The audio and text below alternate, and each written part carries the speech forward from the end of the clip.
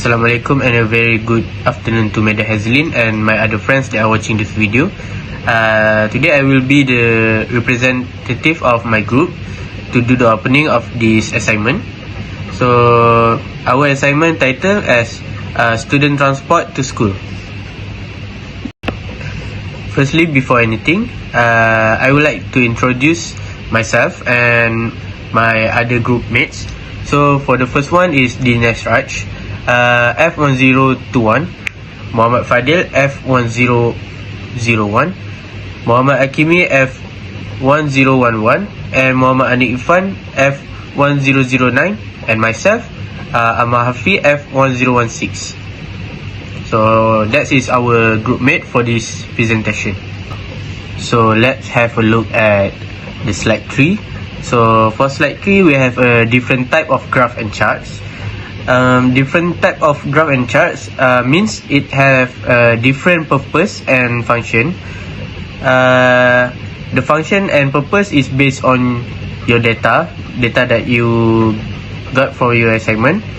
So we need to use the proper charts or graph for different data. But today for our presentation, we would like to use a pie chart based on our data we have gotten. So now let's take a look at the fourth slide.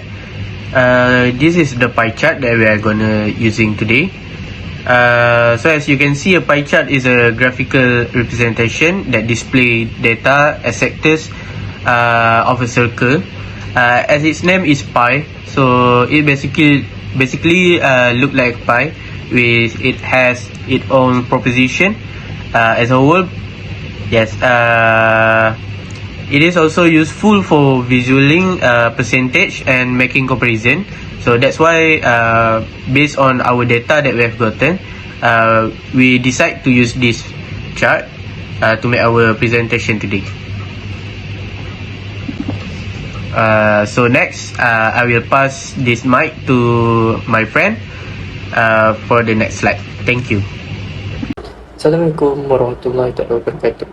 The chart we will discuss next on this slide. On this presentation, we use a pie chart as our graph. This chart title was Student Transport to the School. On the left side of the slide, we see a 5 legend. There are 5 major types of student transportation. It includes biking, driving, walking, taking a bus, and taking the train. The majority of student transportation is by car. There are a total of 89 students. This is followed by 53 students walking. The next option on the list was to take a bus with a total of 25 students. Finally, on this chart, there was a student using a train with the half of the student using a bike. We will move to the next. On this slide, we will go through to the question. So for the question 1 is, how many students take the bus to the school? The answer is, based on the pie chart, we will know that 25 students use a bus to go to the school, and the other 169 students was not use a bus to go to the school. So we will move to the next slide. Next, we will move to the next question. For the question 2 is, how do most students use to get to the school?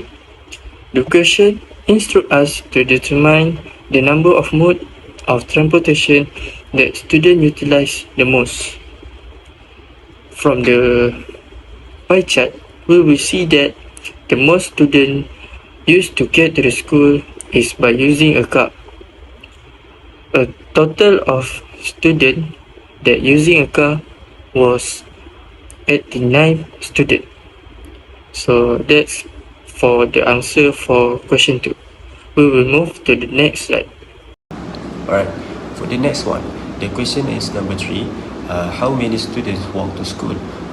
From here, we can observe from the pie chart that just 53 students walk to school.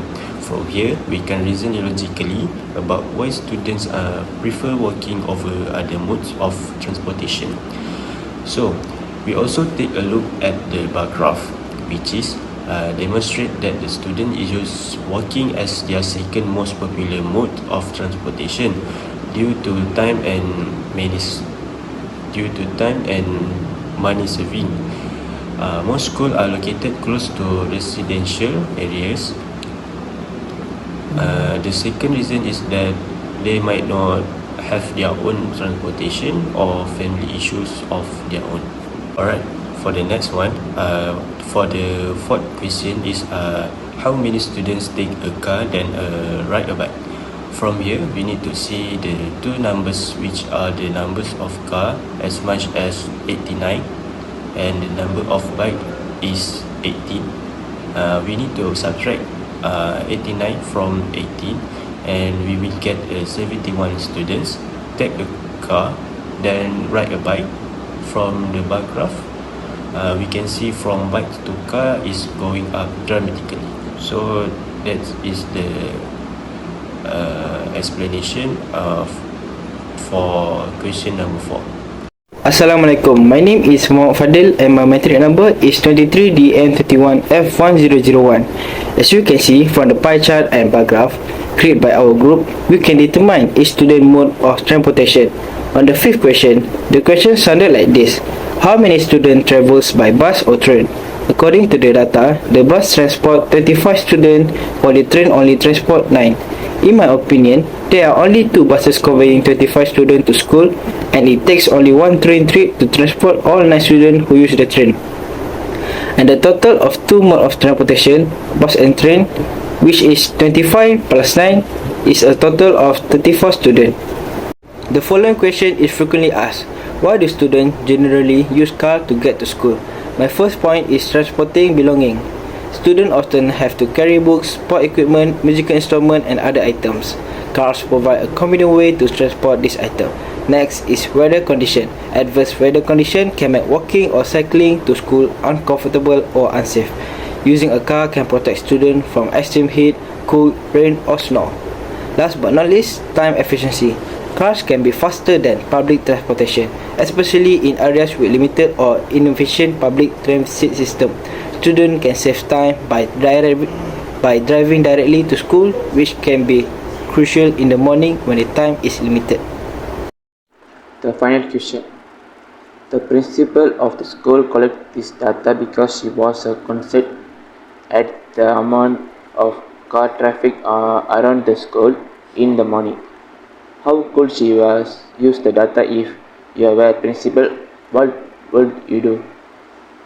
The answer is, if I am principal, I can use the traffic data to develop the strategies like stated start times, carpooling initiatives, and improve infrastructure.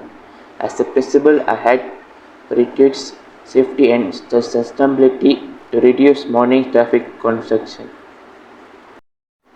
That's all of our presentation. Thank you.